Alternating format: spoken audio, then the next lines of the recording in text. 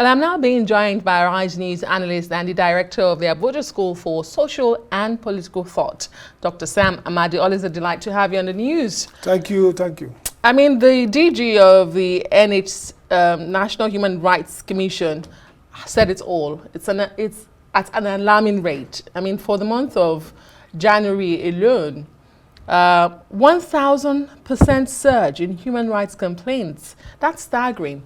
But does this signal a deepening human rights crisis, or are we seeing better reportorial systems in place? What do you think is responsible for this? I think it could be both of them. Again, I mean, it's good that this dashboard, monthly dashboard, is a good innovation that Ojukwu people are bringing together. At least it gives them a snapshot of where we are human rights situation, and it's good for internal management. So what we are seeing, like if you look at this time last year, it's an increase. But if you compare with December, interestingly, it was a decrease. So, but essentially, this is a high level of violation. Now, the first point is, are we even sure we're capturing all of them? Again, this is those reported or those reported to them or captured by social media, conventional media, and then the dashboard reflects it. Again, if you look at the histogram, you know, how it's laid out, interestingly, the Southeast has the lowest report of human rights violation. I know that several human rights violations in Southeast, especially police targeting young people, arrests, brutal arrests, some killings. Even non-state actors. Non-state actors. I mean, police, the one that's known as state act, but violation from the perspective of human rights, okay? Yes, yes. Which states oftentimes lead violators. It's still maybe level of reports low, but again, Imo outlier. South is the lowest, but Imo is about a third in terms of killings, you know, violation through deaths, whether accidental killing, you know, the gas those involved in all these petrol accidents and all that. So Imo, Borno about 70%, so understandable. Okay, Zamfara, Imo, and I think Kaduna or Katsina.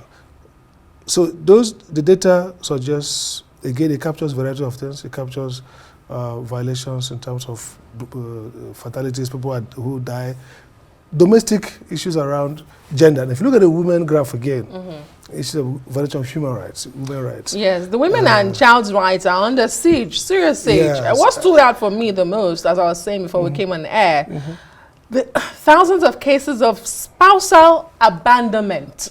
Not rape, not violence, but abandonment. Abandonment. Why are people leaving their spouses? Economy is a big one. Again, we need to know, this obviously will happen mostly in the Borno, some of the areas facing insecurity. It creates economic hardship, displacement from farm, unemployment. And again, this should be a signal to National Human Rights to focus on the economic rights violation. It is true that, you know, they are deemed not to be legally enforceable, which is for me a very wrong jurisprudence, because political questions don't necessarily mean that they are not enforceable. But anyway, the National Human Rights should be tracking the economic dimension of this human rights. But if you now see that spousal abandonment could relate more to joblessness, to inflation, to lack of social protection, so that people, both male and female, they just have to exit and run away from taking responsibility. Someone just whispered that on a day like this, Valentine, there will be more spousal abandonment. But seriously speaking, we also have cases of child trafficking, sexual abuse, serious issues. How does the government react to this? I mean, we do have an agency that is even making effort to document. So how do we react to this? The next challenge is, what does the National Human Rights Commission do? Yes. To reduce. Okay, so next report should tell us impact assessment. Okay, fine. This is the dashboard, tells us incidents. Again, tell us what you are doing, because the National Human Rights, in my view, has not probably done enough or a lot in terms of, you know, dealing with redress of violations, whether on behalf of persons who suffer civil, political rights or economic rights violation, whether in terms of what we call strategic impact litigation, looking at strategic impact legislative activism, looking at structural violations, laws, deprivations, and engaging agencies, policy reform. So there's a gap in the work they're doing, and that gap is to now move on to challenge institutions, to put pressure on institutions so that ought to respond. So let's take, for example, spousal abandonment. Suppose we track it for like 3 months, as you say, and then look at the root causes of it. Does it require messaging? Does it require looking at distribution of economic access to rural areas? Does it require some kind of advocacy to government to change policy, economic policy? So it's not enough to give us a dashboard. Yeah, because they do have a mandate to ensure justice as well. Absolutely. As the Human Rights Commission. But then the question is there real accountability? And even when you have state actors who are the ones committing these violations, do they have the power to demand accountability? Well, that's a problem with these agencies. You see, it has to be triggered through the Attorney General. And Attorney General himself has to have a presidential approval that, look, the president is really focused on empowering this agency and the work they do. So oftentimes these agencies are weak, ineffective, because it becomes more like an institute to do research and reports. But they don't have the intervention power because there's no executive sign-off to enforcement.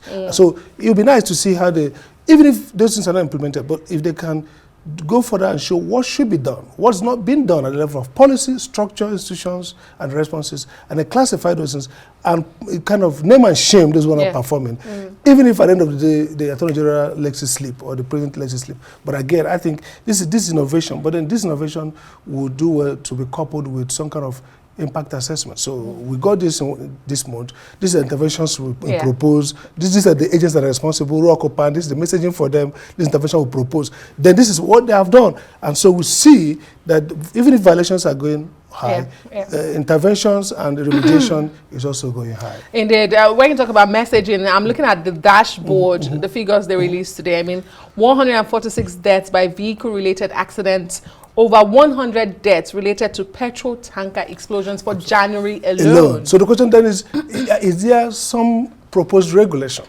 Who are we going to talk to? To the road transport unit of the Ministry of Works and Transport, road?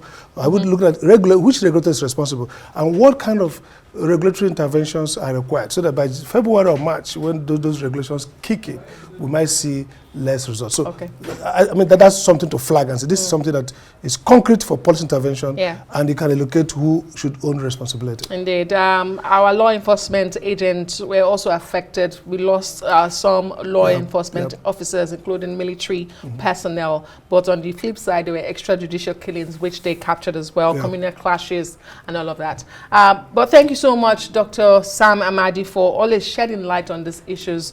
We do appreciate your time. Thank you.